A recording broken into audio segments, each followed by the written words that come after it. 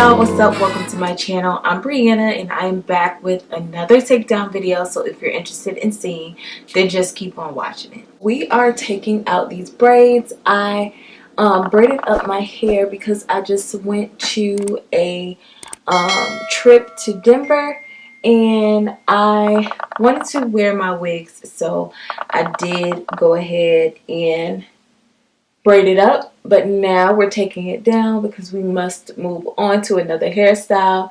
And I wanted to come chat with y'all because I haven't talked to you all in a long time.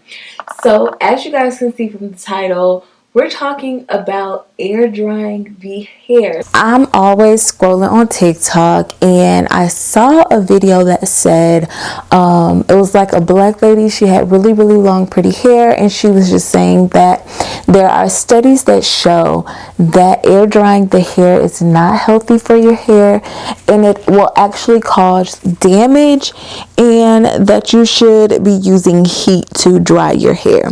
So when she said this, you know, I had to see it through. I did watch a couple of her videos, and I also looked at the studies that she did point out, and I will link the video down in the description box so you guys can check it out for yourself. But I was just like, okay, so I know from my experience, I do not enjoy like air drying my hair at all. I feel like it just dries the hair out. It does nothing for my hair, and I don't like the finished results. It's just not enjoyable. So I typically always blow dry my hair in some matter, but she was not saying to blow dry it. She said to use like a hooded dryer to have less manipulations. So this is what my girlies do that have that do like roller sets and things like that. I'm not a roller set girly, but if you are a roller set girly, then you're doing something right because you are using heat where you're not manipulating in your hair. So basically, she said the studies showed that people that air dry their hair, their hair shaft is more damaged, and the keratin bond that is on top of your hair is damaged because of the air drying. And I guess the heat kind of, you know, makes it to where your cuticles are being closed properly, and there's no like damage from any type of outside source of drying, meaning just like air drying the particles in the air. She was also saying like black hair is at its weakest state when it is wet, and that the hair does not like to necessarily be wet. So when you are, you know, air drying it, it's like you're kind of letting it be wet for longer than your hair would like to. Using heat to dry your hair is kind of like speeding up the process to get it back to its dry, strongest state. There was like some questions in the comments just saying like, would this have anything to do with porosity? And she was just saying like, if your hair porosity is like thick and coarse, and your strands are, you know, you have big thick strands, that your hair would probably the damage would happen like less for you, but it will still happen over time.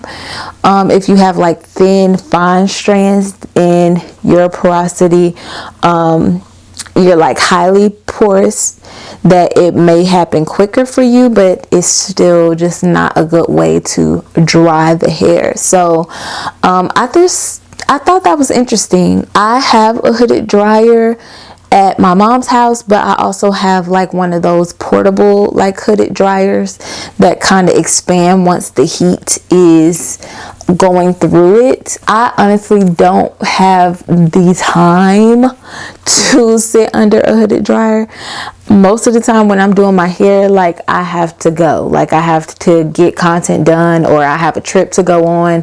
It's just very much go. Like I'm trying to kind of slow down some so I can have time for, you know, just myself, and also to do care to my hair slowly and not be so much in a rush every time. if you do have that extra time, I think that doing hooded dryer or a roller set or something like that would be so beneficial. I do see different ways that people do roller sets, like putting their hair in ponytails and, you know, putting the big rollers in the ends, or doing it like the typical roller set and just parting the hair on each section and putting the rollers in. So it's just so many different ways to do a roller set and also dry your hair with heat without direct manipulation, like how I would do if I was blow drying it. And of course, if you're natural, you can use a diffuser, or if you're relaxed and you want your hair to kind of be in this wavy state,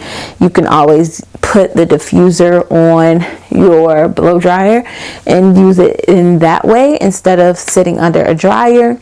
So it's just so many ways. Comment down below and let me know if you guys prefer to blow dry your hair, or use heat to blow dry, or use heat to dry your hair, or if you are a air drying girly. For me, like I said, since I'm always such in a rush, I think that the Rev Air will be something really good for me, because with the Rev Air, you're not like brushing through your hair as you're drying it, and it's just kind of like, it's more of a tension drying than, and when tension I mean like light tension. Of course the Rev Air doesn't like pull your hair too hard. Just from watching others use it, it just seems like a light tug and kind of drying your hair within that, where you don't have to do much manipulation to get it dry as you would have to do like when I'm using my blow dryer and I'm using the Chase method with my blow dryer and my paddle brush.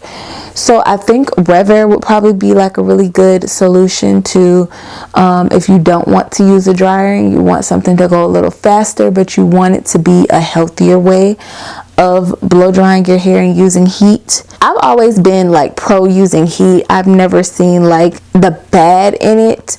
Of course, you have to do it in moderation and just be really careful and make sure that your tools are not too hot. But I've always loved drying my hair with heat, and I just love it because it's kind of, it sets it. And you know, a roller set, a wrap set, it's like I like my styles to be set in place. Even like blow drying, I like my hair stretched when I am blow drying it, so it won't be like crunchy or dry. And I felt like sometimes when I would air dry, it would be crunchy. My hair would be crunchy and dry, to where I would have to then go back in and detangle, go back in and add more products, and my hair kind of takes a while to dry. So you know, that whole process is just not my friend. I don't really enjoy it, but the fact that she came up, you know, and brought this to all of our attentions was very interesting. And she also kind of made a video. Now I don't know if this is true or false, I have not done any research, but she said that the person who kind of made air drying a thing and kind of made it popular to do is the creator of DevaCurl. And as you guys know, the creator of DevaCurl has gotten so many like bad reviews on her products, just saying that it is pulling people's hair, or not pulling people's hair out, but making people's hair fall out. The products weren't the best for black hair. It just wasn't a good product. So I've heard so many horror stories of women using DevaCurl over time. Also, the lady pointed out that DevaCurl allegedly kind of taught black women and women of color who have curly hair to not shampoo their hair, to only co-wash their hair.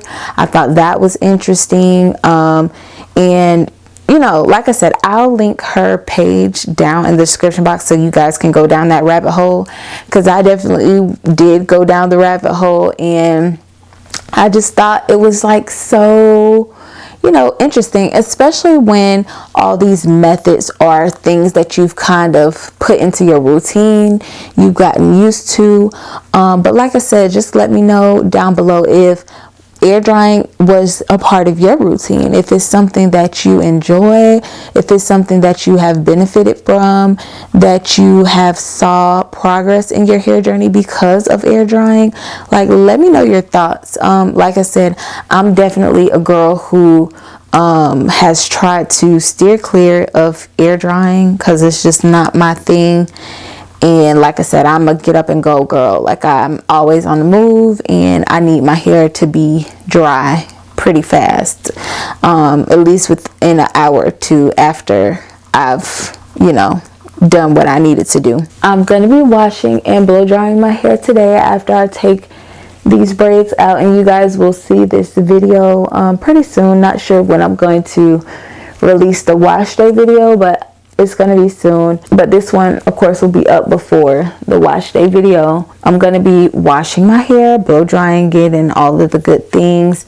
I did mention in, I think it was a YouTube short, that I am 7 months post as of right now. I was going to relax my hair this time around, but I honestly want to, but I don't have time. I just got back from a trip, and then I'm going to be going on another, it's not necessarily a trip, but I'm going out of town.